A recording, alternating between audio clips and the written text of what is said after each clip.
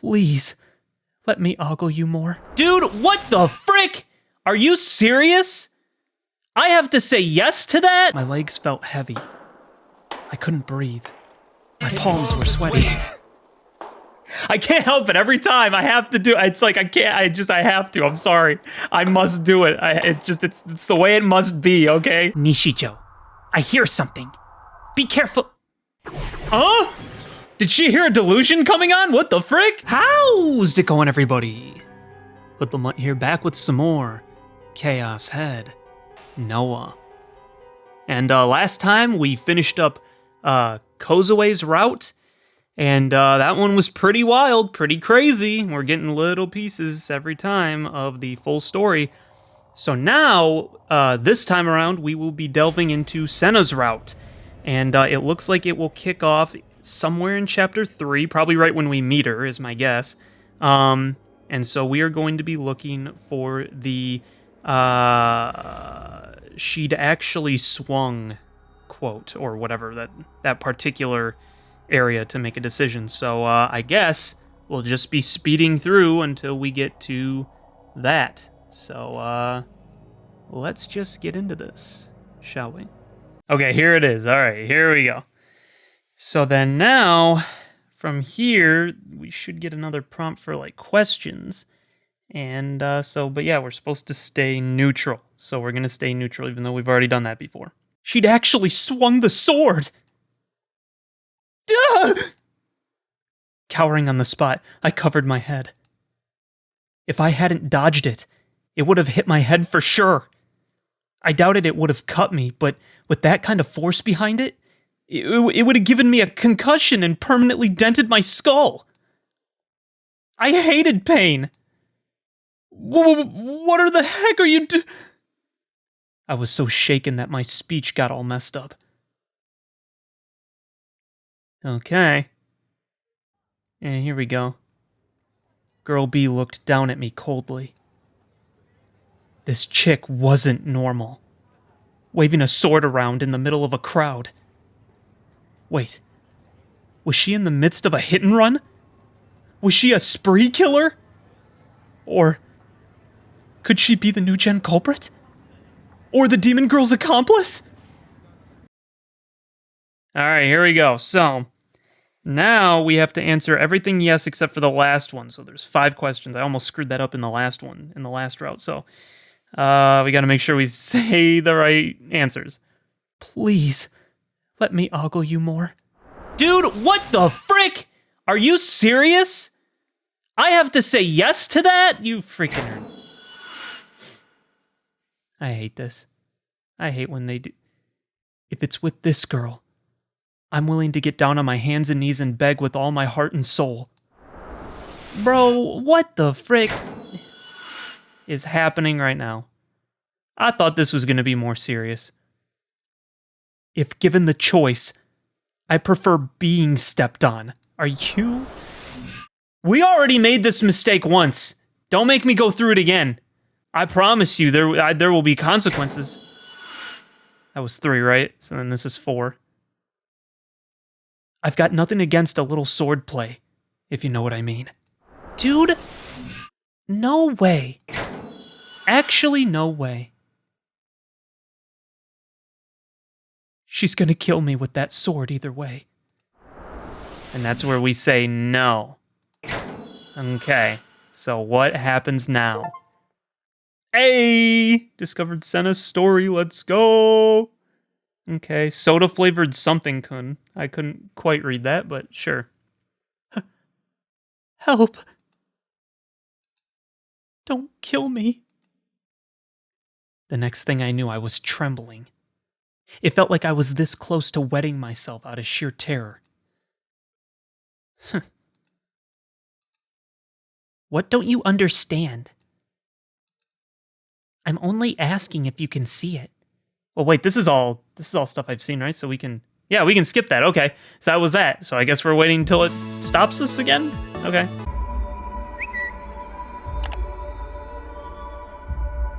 Oh, okay, it stopped me. Okay, so this is new, apparently.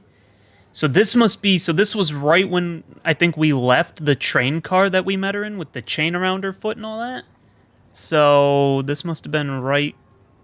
I'm assuming this is after we left, but I guess we'll find out. A solitary train car stood stock still near Shibuya Station. It was a car that was open to the public, with many referring to it as the Green Frog. Aoi Sena sat inside of it. Biting her thumbnail, she looked out the window and watched the passers-by with disinterest. She and Nishijo Takumi had spoken at length yesterday on this very train, and today, she had come here once again. She hadn't gone to school. Attendance was the least of her worries. Okay, so this is the next day, got you. So she came again. She was constantly driven by feelings of impatience. As a result, she would often get very irritated with others, leading to her fairly harsh behavior toward them. Where the heck are you, Hatano? Oh, so she's looking for her dad, yeah, okay. Her voice swelled with hatred, all of it directed toward a single individual. She dug a hand into her uniform pocket and took out a piece of paper.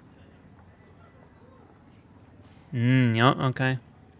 Yeah, there's that's the equation. It was a small, crumpled scrap of paper, torn from a memo pad. Written on it was something resembling an algebraic formula. The letters were faded and dull, perhaps due to aging, or perhaps because it had been written in pencil. Only one part remained barely legible, and that was IR2. It was the scribblings of Sena's father from long ago. Needless to say, she did not exactly treat it like a holy artifact. Instead, she simply kept it close so she could always remember the hatred she held for her father. Sena's family was once a happy one. However, the moment her father had scrawled a certain formula onto this piece of paper, slowly, silently, yet certainly, madness began to envelop everything.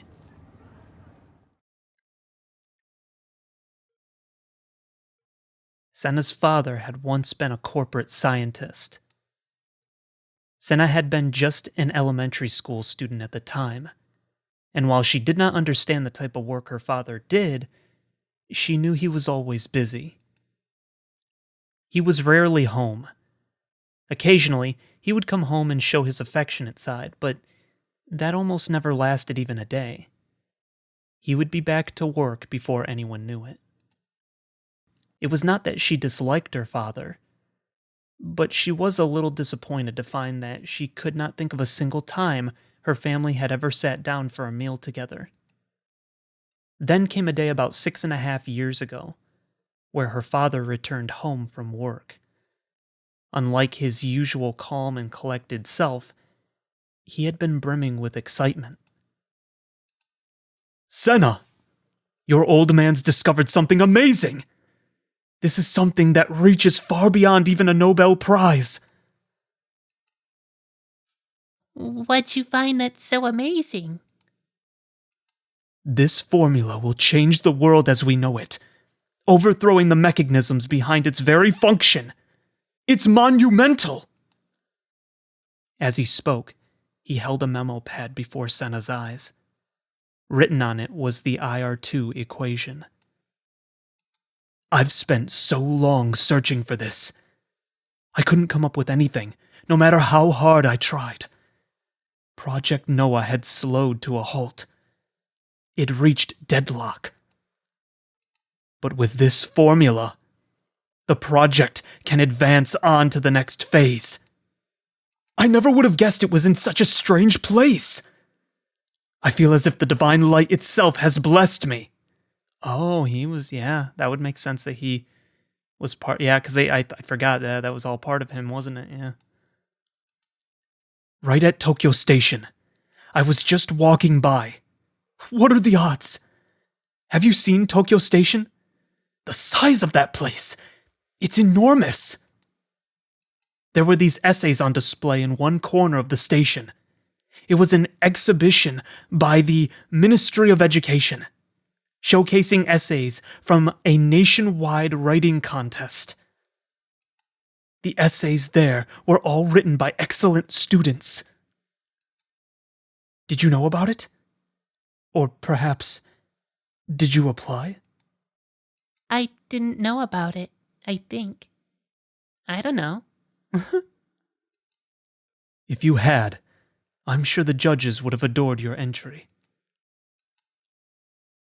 That's not true. I'm not very good at writing. Is that what you think? Well, I think you should have more confidence in yourself. So you found another person's essay? Was that the big discovery? No. Not the essay. The essay itself is of no consequence. The only important part is the scribbling on the back of the page. The essay was sitting in a clear plastic display, so you could see the back of the page through it. It likely wasn't specifically meant to be displayed like that. They just happened to be transparent. I'm absolutely certain that the event organizers never meant to show the back side of that essay. The odds of me finding that formula were astronomically slim. I wonder if this is what they call a miracle. No, dude, someone either delusioned it so he would see it or, somehow led him to it. Someone's, creating this world line that they're in or something, man. I don't know. This is kind of crazy. By formula, you mean like math? Yes, that's right. It's a very difficult mathematical formula. Can you really change the world with math? Yes, you really can. Everything about your old man's research involves changing the world. Really? I don't know if I believe you. Someday, I'll prove it. Just you watch, Sena. Huh. Interesting. It had been over 6.5 years since that day. Gritting her teeth together, Sena shoved the paper back in her pocket. She gazed through the window, her eyes focused on the dull sky above. Undoubtedly, the world would change soon, just as her father had said. Sena's own world had already undergone many drastic changes. Vileness, havoc. Everywhere you looked, you would find more. It had become an unfathomably hideous place. A world like that can't be allowed to exist. I'll kill that monster and stop it myself.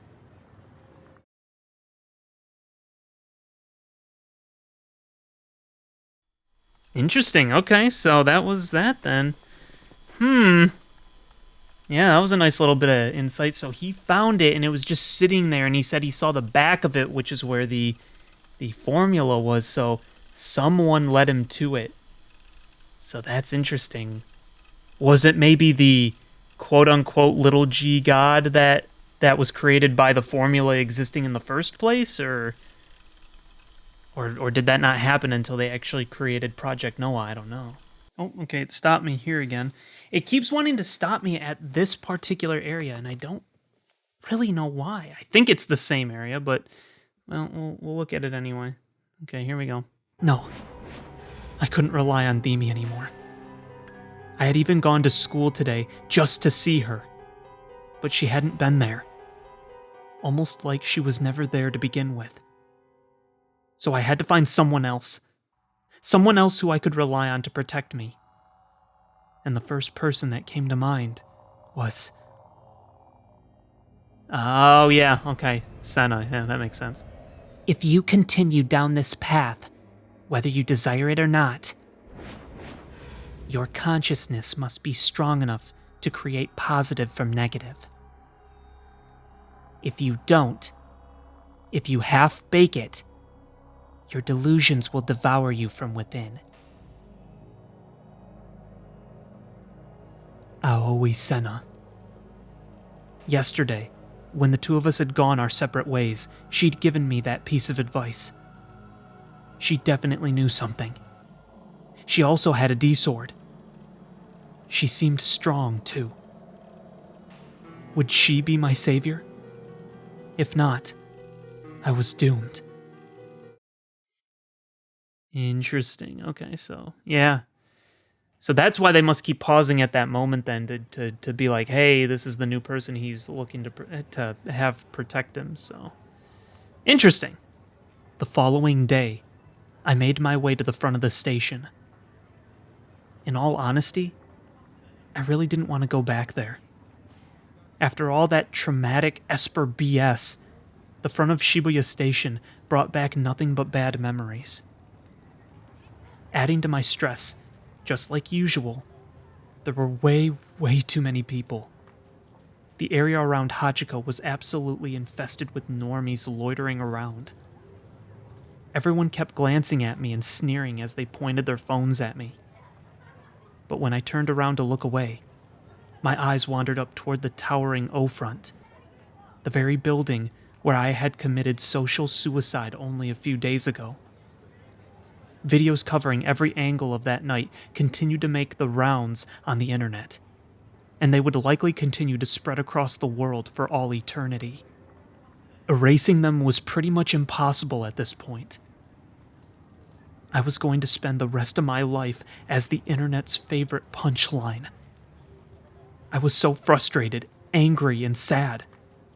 It made me want to get as far away from it as I possibly could. But, knowing Shogun would kill me the second I tried to escape, I was forced to painstakingly stand my ground. Yeah, that is kind of sad, though, if that was actually, like, truly happening to him. It's like, you know, you think about other people who have done things on the internet, and it's just there, you know? I mean, you think of, like, all the different things, right? You got like, the people on YouTube that have said or done dumb things just to get a little bit of that clout, just a little bit of that succulent, tasty clout, but then that act that they did, whatever that thing was, which is usually humiliating or something demeaning or undignifying, you know? It's there now forever, and that's just how they remember you, unfortunately, you know? It's, like, sad. But, you know, it makes me think of, like, you know, people who do OnlyFans or any of that type of stuff, you know, anything that you just, it's like when you put something out on the internet, or even people who just like send like naked pictures to them to like a significant other or someone that they care about, and then it's like that person betrays them, they just have that image now. And if they put it up online, it's just online now forever. So all that to say, I guess, like, PSA, don't ever put something up on the internet that you don't, you know, maybe want out there for all of eternity, you know what I mean? Because, yeah, it's just, I feel like too many people just treat that so flippantly, and they don't really realize the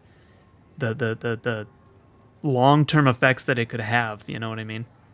But anyway, just kind of came to my mind while I'm sitting here listening to him just, like, fall apart because of it, you know what I mean? I cautiously stepped foot into the train carriage known as the Green Frog, trying my hardest to avoid looking at my surroundings. Oh my goodness, she's still there! Unsurprisingly, there she sat.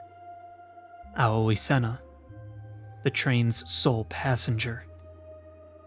It took me a minute, but I realized that the reason why no one else was in the car was likely due to Sena's own handiwork. She'd used her gigalomaniac powers, or whatever they were. You again. Did you locate any errors? Shaking my head lightly, I handed her the crunchy-kun I'd bought in advance from the local convenience store. It was my way of getting my foot in the door. Uh-huh. Here. I know it's not much, but I hope you like it. Oh? No, please, don't worry about it. Thank you very much. And that's how it would go, all according to the stupid Japanese custom. But even though I knew it was idiotic, Not even I would stoop as low as to ask for protection without giving something in return. As payment for her services, I would give her 3 crunchy kuns a day. It was an offer even Sena couldn't refuse. Like a freaking mafia boss, what the heck? For me? Thanks. She accepted it with surprisingly little resistance. Everything was going according to plan. What flavor did you get, Nishijo? For me, it's soda or nothing. Sena excitedly tore open the wrapping and took out the popsicle. It might have just been my imagination, but it almost looked like her mouth had curved into a slight smile. Man, just how obsessed with those things are you? You're practically asking for a stomachache. Mine's cola flavor. Excuse me? Cola flavor's heresy. Burn in hell. Yo. Sorry. I'd made her mad. I thought about telling her off for getting upset over something so trivial, but I figured I'd better just keep my mouth shut. Anyway. Taking a bite out of her crunchy-kun, Sena shifted her probing gaze to me. What do you want? Why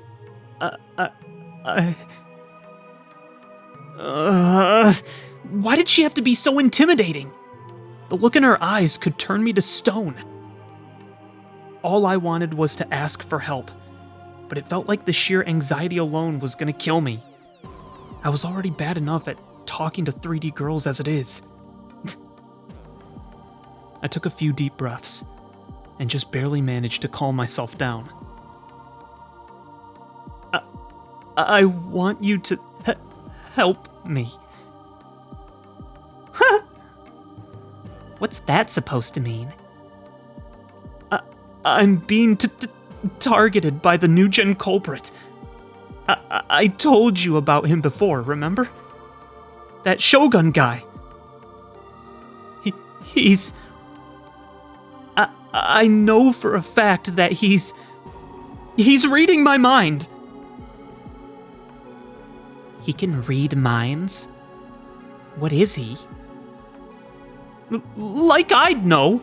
That's exactly what I'm trying to figure out. People in Shibuya that can read minds are few and far between. They could either be a gigalomaniac, or perhaps the people at Nozomi. Nozomi? Nozomi Technology, a company that's trying to control the world using Project Noah. What was she on about? It sounded like some kind of conspiracy theory. My favorite. But could Shogun be a member of that organization? Help me. Please. I'm begging you. I felt myself rapidly sinking further into despair. I wanted something. Anything to cling on to. Something that would save me. Sena took another bite of her crunchy-kun, then furrowed her brow. I already told you. If you keep going, but half-bake it, your delusions will devour you from within. Knowing that, do you have the resolve to move forward? No way! Of course I'm not! That's why I'm asking you to help me! I can't take this anymore! Why does it always have to be me? Sapped of all my willpower, I fell to my knees. Don't do this to me! Just protect me! What do you want me to do? I don't want to do anything anymore. So, you don't have any resolve. I felt her cold glare pierce through me. I could clearly tell just how pathetic I was being, so all I could do at that point was hang my head in shame. This Shogun person bothers me. If they're from Nozomi, does that mean they're one of the people behind New Gen? If so, I can't ignore it. With a frown, Sena muttered that to herself as she looked out the window. She seemed to be deep in thought, but she kept chewing on her crunchy-kun regardless.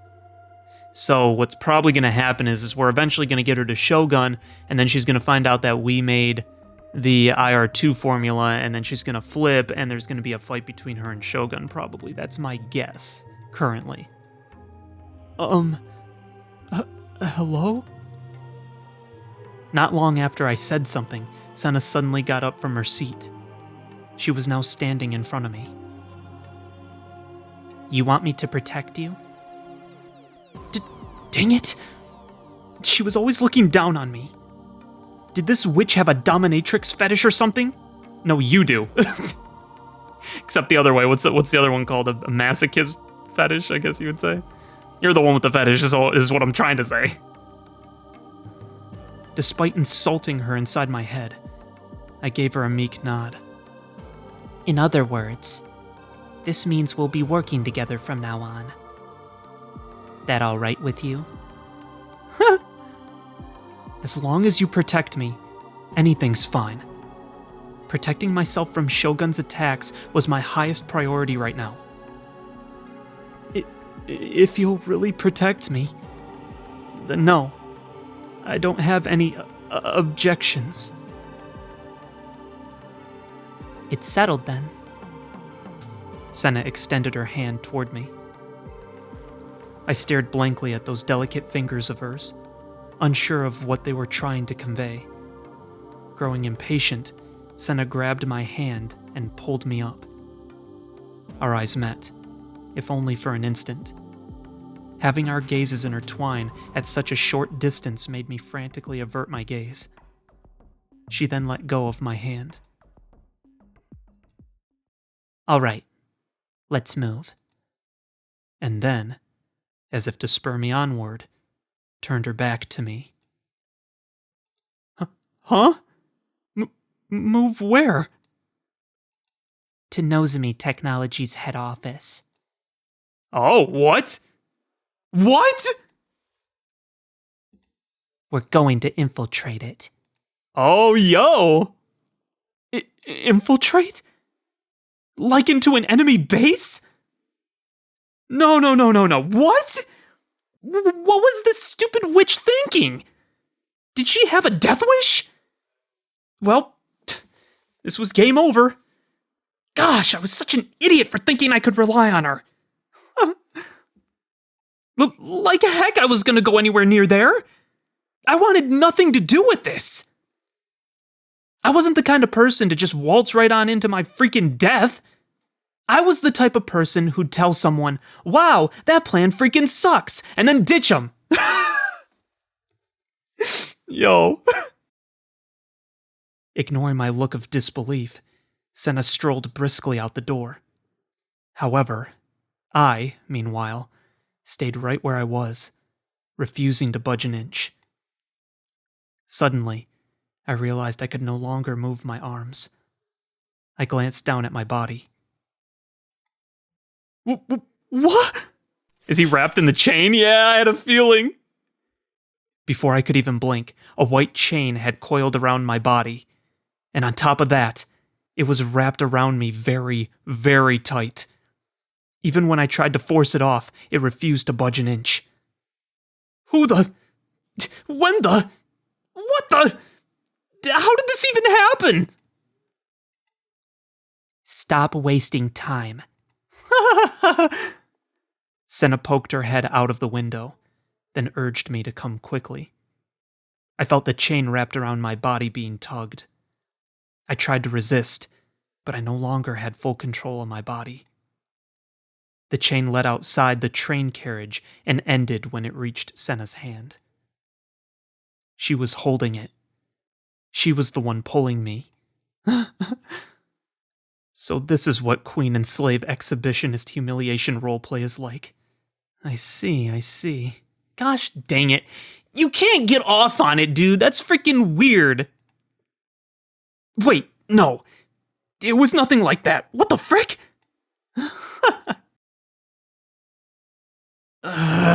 Gosh dang it. I was such an idiot for thinking I could rely on Sena. I'd clearly picked the wrong person for this. Someone, help me. I can't take this anymore.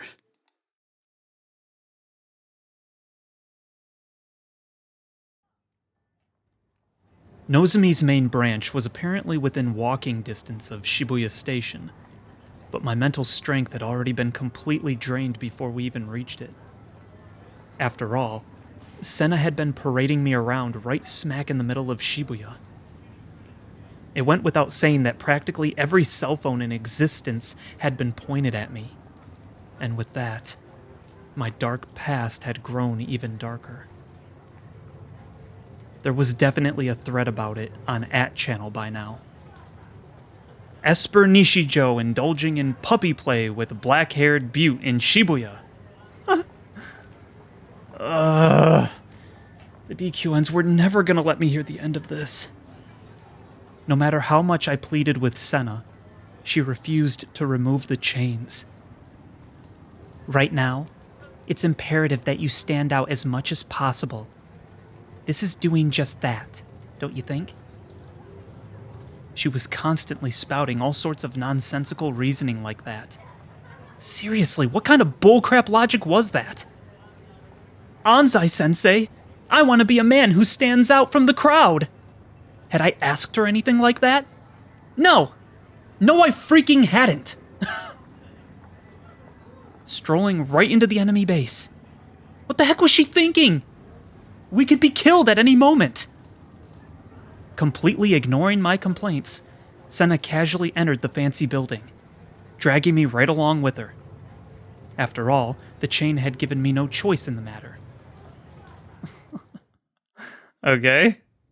Yeah, what the heck? What is gonna happen here? Look how, like, freaking cold it looks in here. It's so, like, everything's just metallic. Nice. The grandeur of the expansive lobby standing before me took my breath away. The Nozomi Group. It had apparently become one of Japan's leading conglomerates. A place like this was so far removed from the life of a student like me, it felt like a completely different world. I'd never set foot in a building quite like it before. The size of the lobby, the practical enshrinement of the hot grills at the reception desk. I had to take a moment to breathe. Wait, we were in a company workplace. Shouldn't it have been off limits to unauthorized personnel? Both Sena and I were wearing Suimei uniforms, so we were very obviously high school students. Not only that, but I was wrapped up in a chain too. We were practically screaming that we were intruders. For Sena to disregard this and enter the building like she owned the place, I began to doubt her sanity. The moment we entered through the automatic doors, I made eye contact with one of the receptionists. Let's go back. I was hesitant to go any farther than we already had, but Sena didn't stop moving. Stop worrying.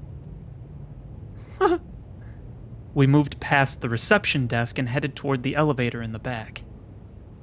And nobody had said a word to us. What the heck? Yeah, she must have, like, put a delusion over them so they can't see him.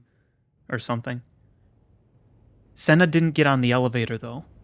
Instead, she chose to go for the fire escape near the hall.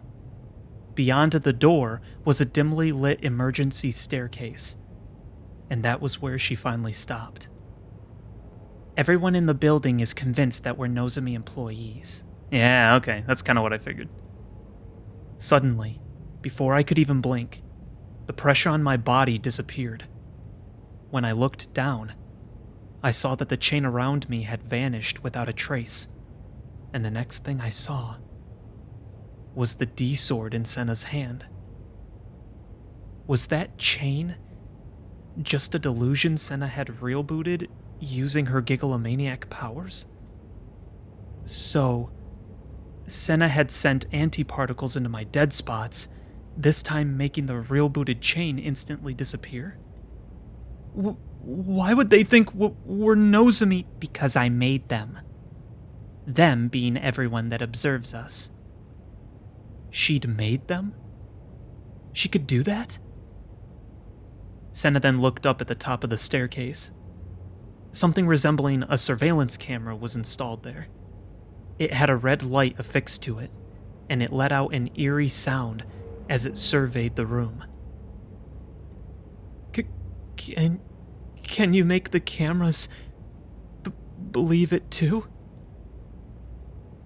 Maybe if I tried to. I've never tested it before. Either way, there's no need to. Why not? Won't they catch us? This is ridiculous. Destroying the cameras is one of the first things you should do in any stealth mission. Everyone knows that. Well, everyone who'd played a video game before, at least. I already told you. You need to stand out. Why, though? I don't get it. What? And that's exactly what I don't get. Aren't you contradicting yourself? You made them assume we're Nozomi employees in order to camouflage us, but then you turn around and say, you need to stand out. Which is it? What exactly are you trying to do? All everyone ever does is speak in riddles. Do you all think I'm an idiot or something? What? Do you all think to yourselves, even if I try to explain it, he won't get it? You are, aren't you? Screw you! Darn it, I'm smart, people. My IQ is absolutely higher than Sena's. No doubt about it. As I bit my lip in frustration, Sena took off on her own up the stairs, leaving me behind to continue seething. Did this girl have any actual interest in protecting me? No. No, she didn't. After all, she'd already put me in harm's way by dragging me into this building. But regardless of her intentions, I just wish she'd stop rushing ahead on her own. She could at least tell me where she was going and what she was trying to do. Just give me some sort of explanation. Please? Why were we using the staircase instead of the elevator anyway? I sucked at exercising. Riding the elevator would be suicide. Sena's voice rang out from above me. Had she read my mind again? With a sigh, I started heading up the stairs toward her voice. Interesting.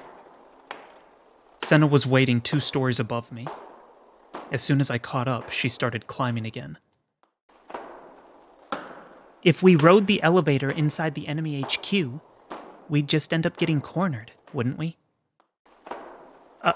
I suppose that's true. More importantly, Nishijo, tell me more about this Shogun. When did they initially start coming after you? About a month ago. And you've talked with them before, correct? When I nodded in response, Sena stopped dead in her tracks and looked down at me from a few stairs above. I can see your panties from this angle, Sena-san.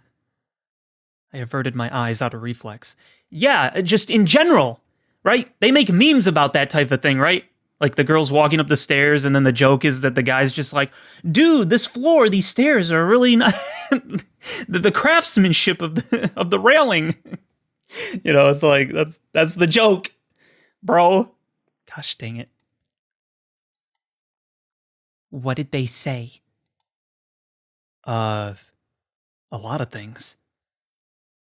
I took a moment to tell Sena about everything Shogun had said up to that point, as well as the fake kidnapping he'd staged to try and scare me. Does the name Hatano ring a bell?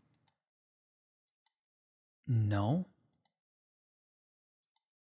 Shogun might have mentioned him. Think harder. Hatano. I'd never heard that name before. Who is Hatano? A man affiliated with Project Noah. I didn't know him. I didn't even know what Project Noah was. Fine. If you don't know, then forget it. Sena turned away in a huff and resumed her climb in silence. Okay. Where the crap are we going? Are we going to just shut down the freaking machine, like, right now, or...?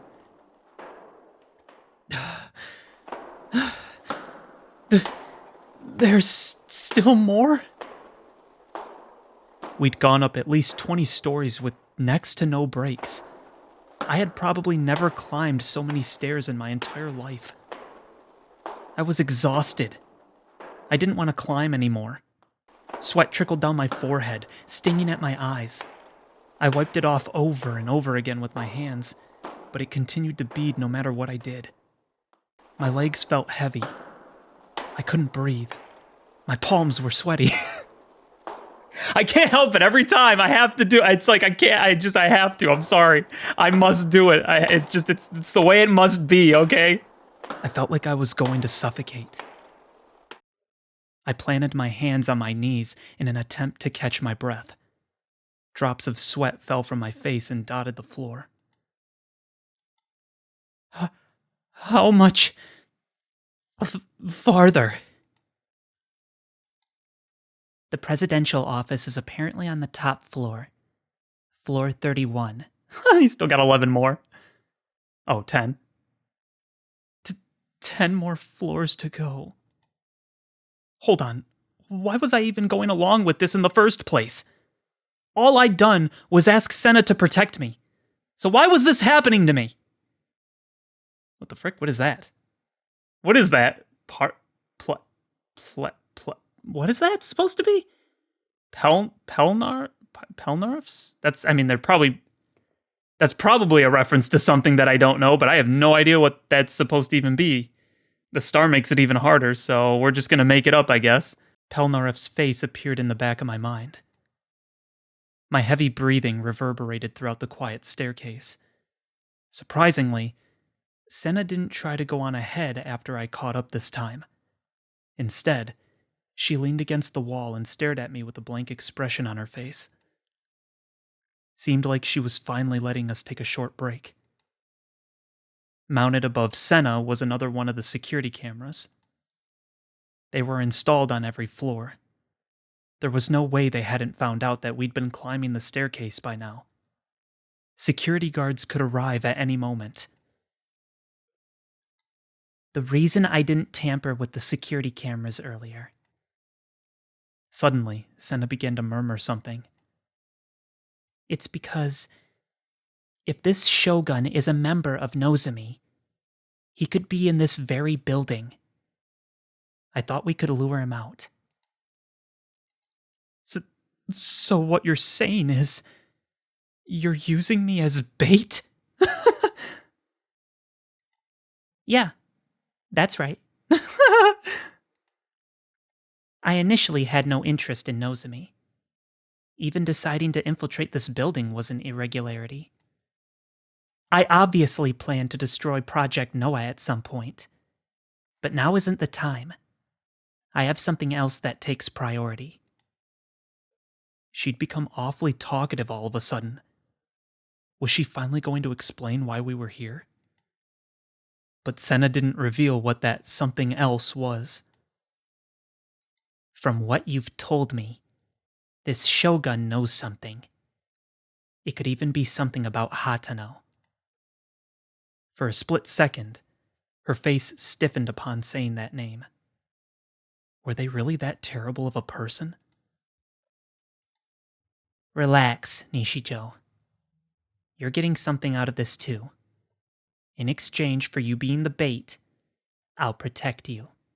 Well, this is exactly what he ever wanted, right? I mean, she's a little bit forward because she has her own goals that she's trying to do, right? But I mean, this is someone flat out being like, yeah, sure, I'll protect you, you know? Like, none of the other girls did that. I don't even think Kozue really acted that way.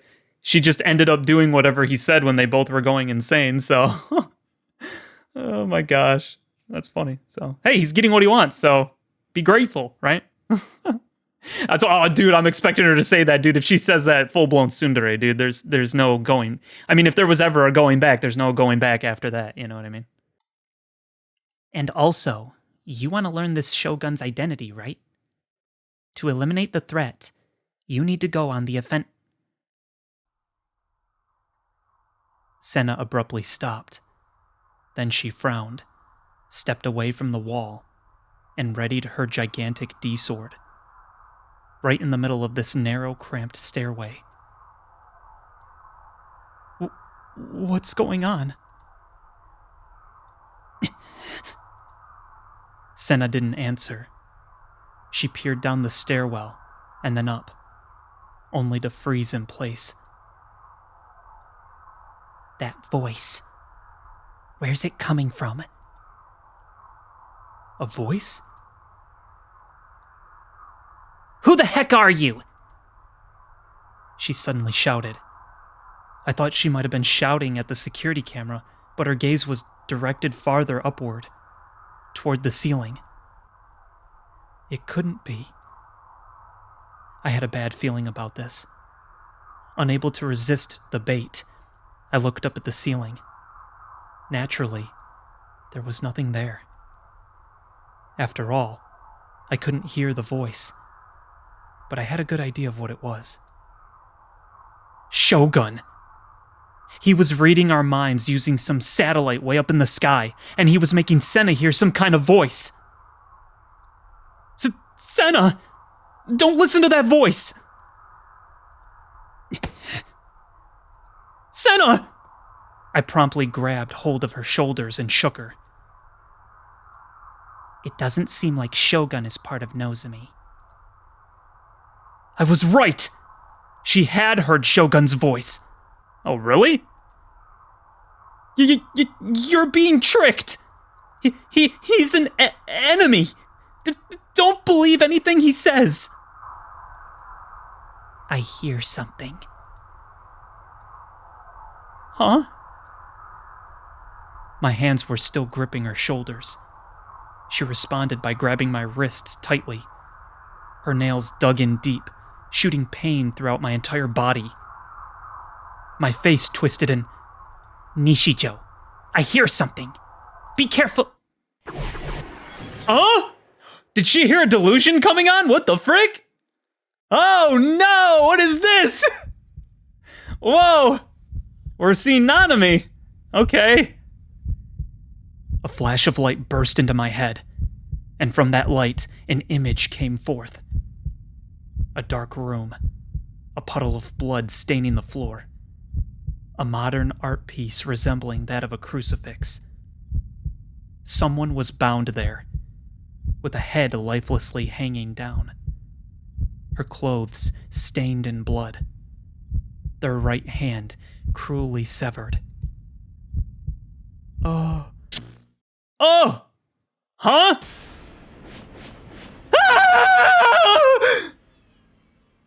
I'd seen it. I'd seen it clearly. That was, without a doubt, Nanami. Nanami's here! Somewhere in this building! She had been kidnapped by Shogun. Her wrist. That wasn't a delusion. It was real. I had to find her. I wasn't able to save her before. And now Sena was suffering too. So I had to find her. This time for sure. I had to do something. Calm down, Nishijo. The likelihood of this being a trap is... Just a minute ago, you also believed what Shogun said, didn't you? I violently shook Sena's hands off of me. The presidential office was on the 31st floor. Dude, he's like, is he falling for the trick? Is that what's going on? They're gonna like trap him, and she's like No, don't.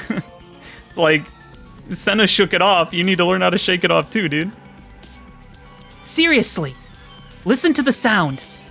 It's a different delusion than Shogun's interface.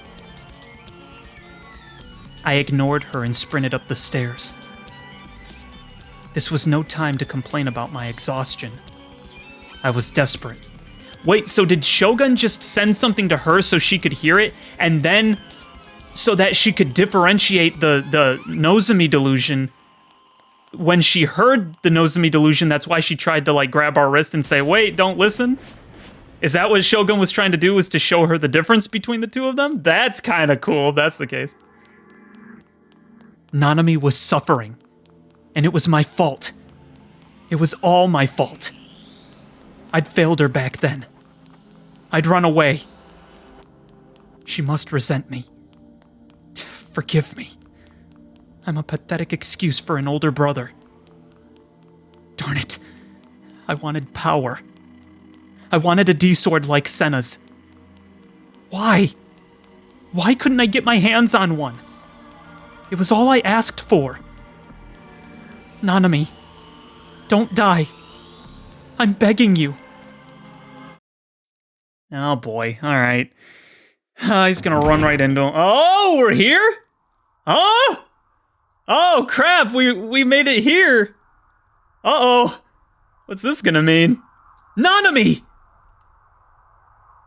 I made it to the giant 31st floor, and there was only one entrance to it. Wasting no time, I flung it open and dove straight through. And just like that, I was in the very same room that I saw in the vision. Several monitors hung from the ceiling, each displaying the word Nozomi on a white background. I looked all over for Nanami. The room was so dark, I couldn't make anything out clearly. But Nanami? There were no signs of life. No movement. No breathing. Nothing at all. Nishijo! Chasing after me, Sena flew through the open door. She forcefully grabbed my hand. We're getting out of here. Now. This is a trap. But Nanami is... Can't you hear the sound? Oh! Suddenly, the door that we'd left open slammed shut all on its own. The room grew even darker. Crap! Sena ran to the door and wrestled with the knob, but it refused to budge. Dude, slice that crap open, you have a giant buster sword, dude. Then, the outline of the D-sword in her hands suddenly faded to nothing. It was almost as if it had completely dissolved. Well, I've done all I can do. Oh, well, there goes that plan. Insert the Patrick meme, well, I've done about all I can do. It's like... Oh, man. We've been locked in. Can't you just get us out using your powers? I can't form delusions properly. Sena's face twisted. She rubbed her temples and weakly shook her head. I was getting a headache. I only noticed it when I'd regained my focus. It wasn't severe by any means, but the minor, faint pain. It seemed to reverberate from the very center of my head. An ache that throbbed and throbbed and throbbed. I feel kind of light-headed. Nanami, where are you? Is this one of Shogun's traps? Is Shogun my ally? What kind of company is Nozomi Technology? Sena has such small breasts. Dude, what the frick, huh? Are they doing this to you? They better be. I'm freaking gonna be mad, dude. You're gonna make me mad. Who's Hatano anyway? Weird. I'm losing my train of thought. We're being hit with biorhythmical attacks. Huh? The display on 2 of the monitors overhead suddenly changed. In place of the Nozomi logo, the faces of 2 middle-aged men appeared, one on each monitor. Dude, did they give us the delusion or something so that we could see that vision or something? So no, because we're the ones that saw it, not Sena, right? It seems like they lured us because they knew not to be here, so they're now on the monitor. Oh, frick. Uh-oh. My word. The youth of these days know no fear. Of course, that is meant entirely in a negative sense. Indeed. Perhaps this is the result of the lax education system you implemented, Mr. Inohana. As a single link within the chain of the worldwide human domestication project, it was a serviceable program. What was going on? Who were these people? The fact that you were also the one to shut it down proved quite amusing. I imagine that fell quite outside of the Committee of 300's expectations. Yes, Mr. Kuromochi. Ignorant to our ambitions, they fully intended to rule the world without a single shred of opposition. To them, such an action served as a declaration of war. Conquering the world does not require the power of 300. The 2 of us are more than enough.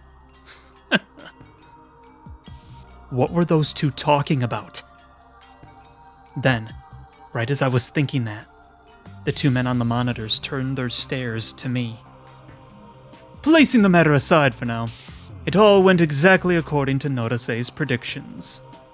I never would have thought anyone would be foolish enough to wander directly into our nest. If we were to leave them here for a week, they would grow far too debilitated to resist.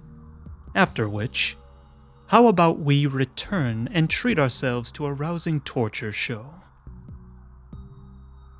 We've already collected and stored Hatano Sena's code sample in our database. Hatano Sena? Who was that? We would be better off brainwashing her. Once that is done, shall we make her our soldier? I propose we not only make her our soldier, but our plaything as well. Enslaving our own little gigglomaniac girl sounds like an even better option. Ew, dude! What the frick? I see your tastes are just as refined as mine, Mr. Inohana. Well then, our dear little gigglomaniacs, please enjoy your confinement to the fullest. 1 week from now, Project Noah will have brought a drastic change upon the world. You have my greatest sympathies for not being able to bear witness to the moment of reform. Oh man, I'm already seeing where this is heading, dude. They locked us in a room together, and before we break out, it's gonna get lewd, because it's gonna be like, we're probably gonna die after this, so like, have you ever been with anybody? No, I've never been with anybody. Have you been? No? Oh, well then maybe before we die, we have this one last thing. Like, that's what it's gonna be, isn't it? If I freaking call it, I'm gonna be so mad. Gosh dang it. I better not speak it into existence. It's probably better that I just pretend like it's not gonna be real, then it won't be as bad, right? No. The old men disappeared from the monitors, and the room was covered in darkness once again. It'd been a trap. It'd all been a trap. To think 2 grown men, one of which I was sure was a member of the House of Representatives, would join forces just to trap some random otaku freak like me. This couldn't be real. It had to be a freaking joke. Nanami wasn't here. She had to be imprisoned somewhere else. I felt absolutely pathetic for playing right into their hands. If I'd have known this would happen, I would have just listened to Sena. Yeah, you should have from the beginning. She's obviously smarter than you, but you have too much freaking pride and you thought you were smarter than her. You freaking dummy. Freaking stupid dunce, dude. Gosh dang it. To think, the founder of the Cosmic Church of the Divine Light, and a member of the Diet, would both be part of the Committee of 300! Sena slammed her shoulder against the entrance again and again, but it refused to give in. It'd probably been locked from the outside, and seen as it was extremely sturdy, trying to bust it open was likely impossible. The Committee of 300. If I remembered correctly, wasn't that the name of that organization which occasionally popped up in conspiracy theories? Did it actually exist? If you think about it, it all adds up. After all, the Committee of 300 were the ones who originally founded the theory of silent weapons. What was that Project Noah thing those old guys were just talking about? Having given up, Sena stepped away from the door in defeat. She surveyed the dimly lit room with a sullen expression. It's the silent weapon development program that Nozomi Technology has been pursuing. Silent weapon? To put it in layman's terms, it's a mind control device that operates over an extensive range. Mind reading, visual projection, and control over the 5 senses. It doesn't harm you physically. It has no sound, color, or scent, and it's invisible to the naked eye. However, it is sure to slowly and quietly contaminate the minds of the masses. Silent weapon attacks can be executed without anyone noticing. Isn't that just like the powers of a gigalomaniac? Of course. Silent weapons originated from the idea of artificially creating gigalomaniacs, after all. It was all so insane that it didn't even feel real. But in the end, that was just the way things were. I was no hero. Even if I was told that an insane conspiracy theory such as that was true, and it was currently unfolding in Shibuya, I wouldn't feel the slightest urge to stand against it. Even if I were to go out and fight, I wouldn't be able to help anyone. I'd just leave it to someone who was actually useful. Maybe, just maybe, the new gen incidents, as well as the endless string of bizarre events that had been plaguing me, were all related to this Project Noah. If that was the case, I would need to leave Shibuya as soon as possible in order to protect myself. All I wanted was for Nanami to be safe, me to be safe, and for us to live in peace. That was all I wished for. For that to happen, I needed to find a way out of here. I couldn't stand the thought of being stuck in a place like this for upwards of a week, especially with there being no sign of any food or water anywhere. Oh, so that's what those old guys had been talking about.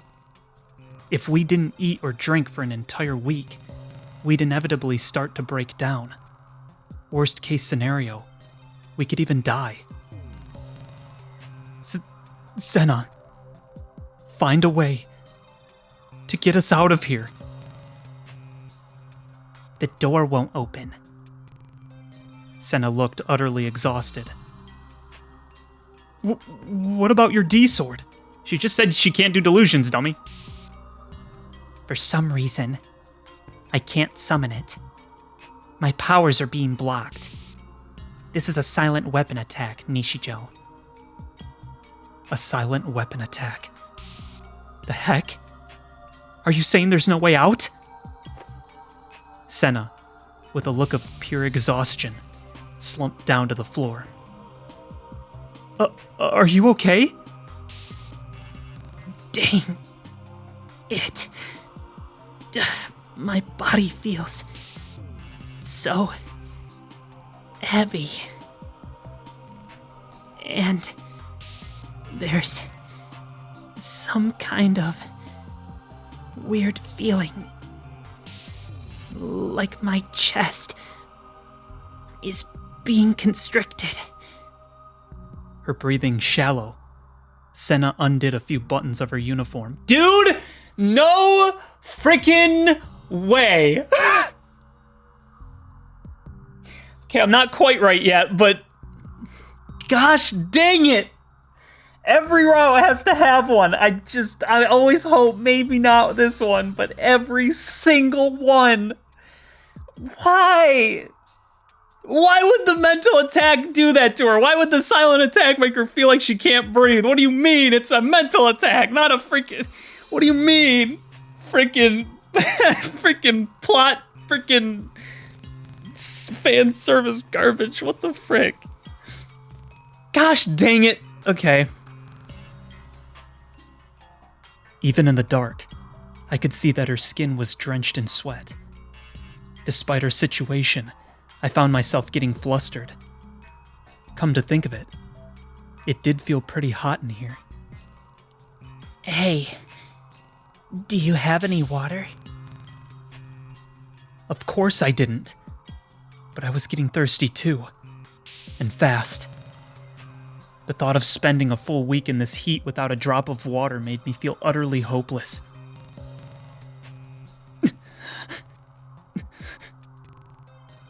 Sena was staring fixedly at me. I knew there was no way I'd be able to maintain eye contact with a 3D girl, so I desperately looked away. But I could still feel her gaze piercing through me. Don't look. No, I don't. When I answered, I took a quick glance at Sena. Our eyes met. Hold on. What was up with those shimmering eyes of hers? She almost looked like a love-struck maiden or some crap. Dude, are they freaking doing that to her? I started thinking it, but I didn't say it because I thought, no, it couldn't be. What would be the point of that? There ain't no way them freaking old perverts from those freaking monitors are gonna freaking sit there and try to watch this crap. Are they doing this to us? They're obviously making us feel this heat and crap, but there ain't no way. That's freaking gross as frick. This is screwed, dude. What the frick?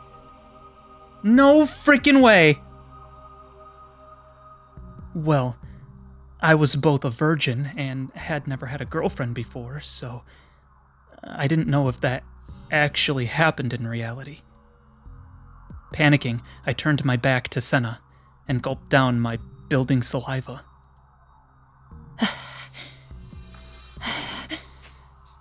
What is this? Careful, Nishijo. They might be manipulating our emotions. Yeah, that's what's happening. Frick me. Why?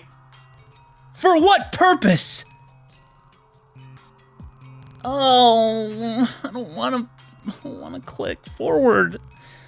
I don't wanna. Huh? What do you mean? When I look at you, I feel an unbearable longing. Dang it! What the heck kind of attack is this? So, the attack involved making Sena feel like she'd fallen in love with me?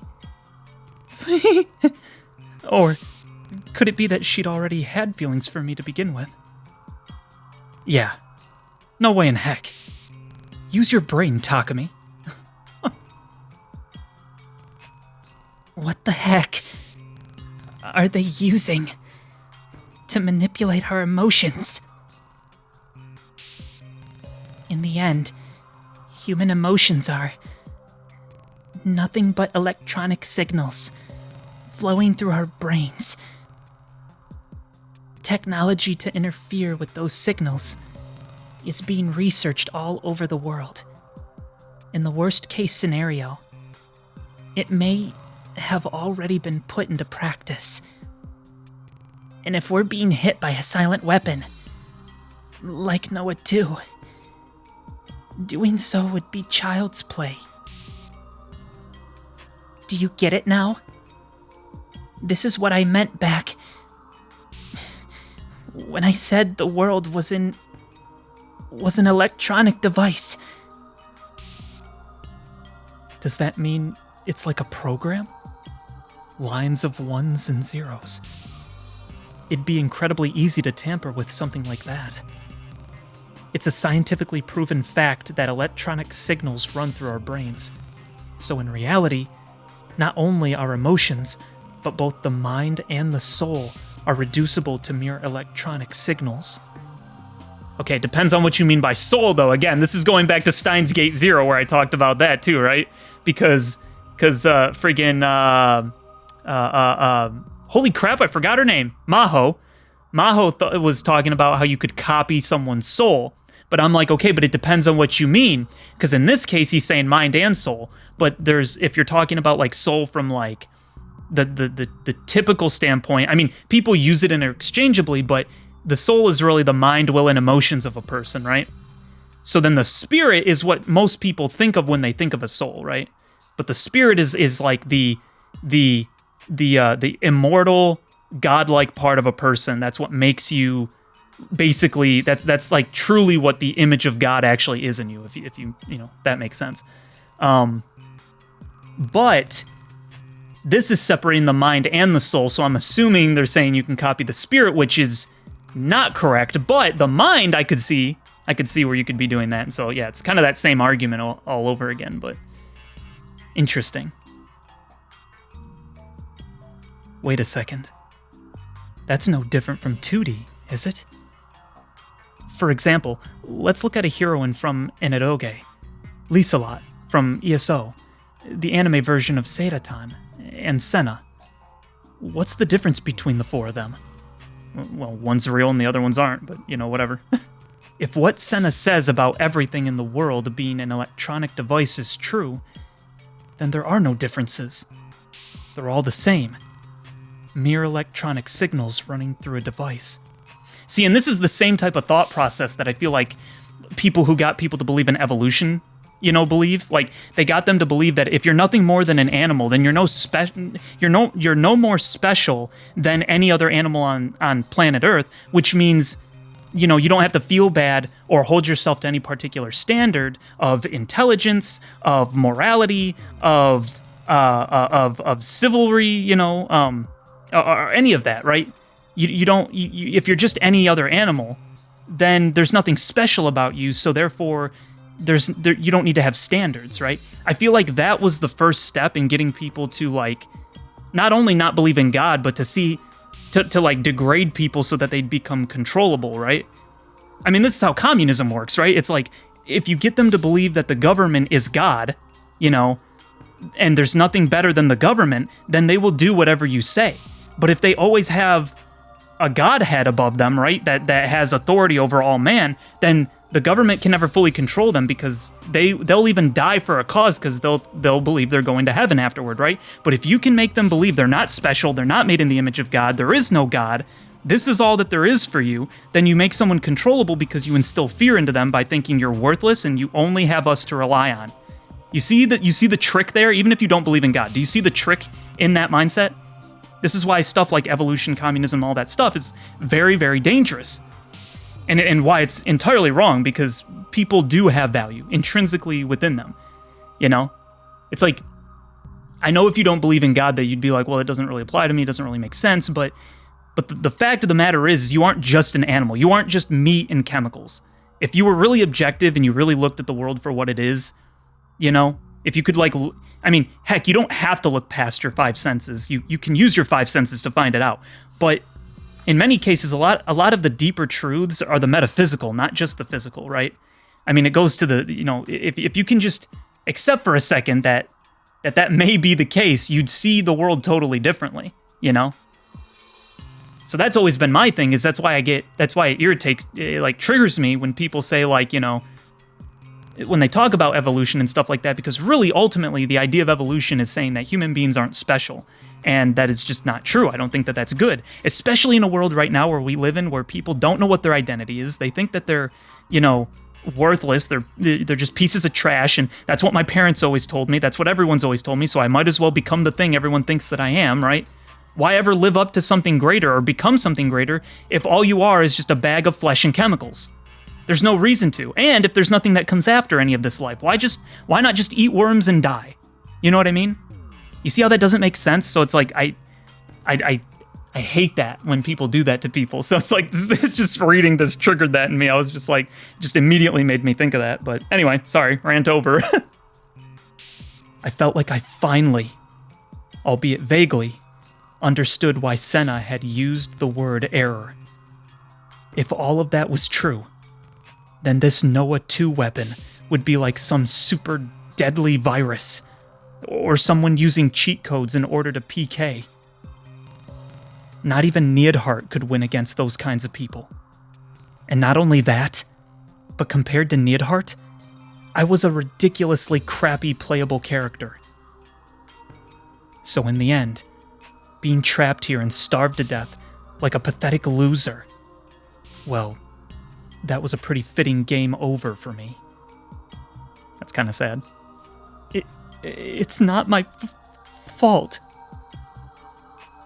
This blatant death flag, it's because of the person controlling me. It's all their fault. Screw my life. Hey, don't blame me. Excuse me, I tried to get you to stop. I didn't have a choice. I had to keep pressing the click button forward. I didn't have a choice. I would have listened to Sena if it was me. But no, you had to go and freaking run and not listen to her when she was telling you stuff. So no, it is your fault, you freaking nerd. Don't freaking blame me. Cradling my head, I curled into a ball.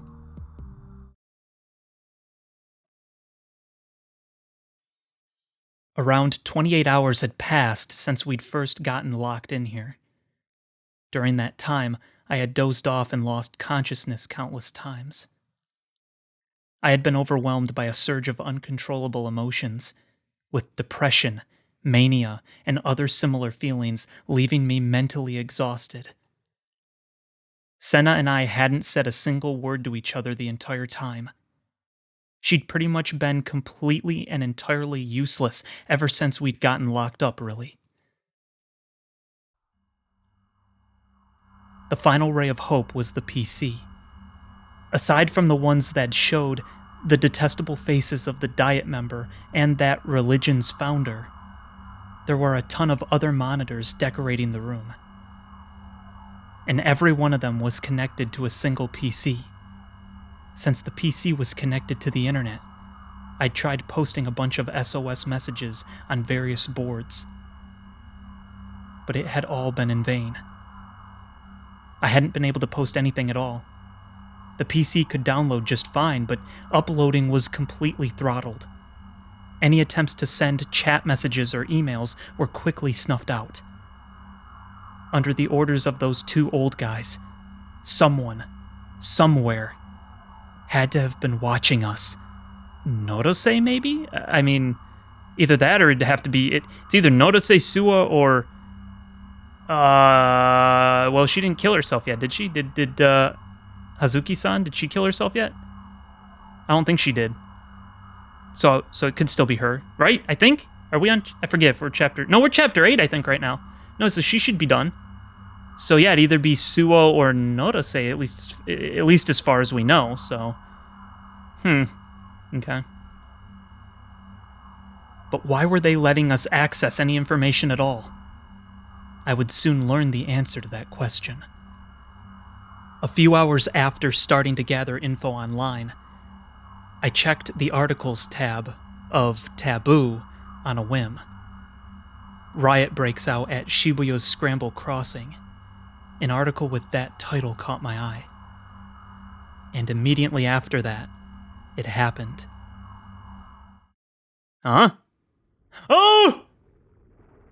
It all began with a tremor from below. The floor. No.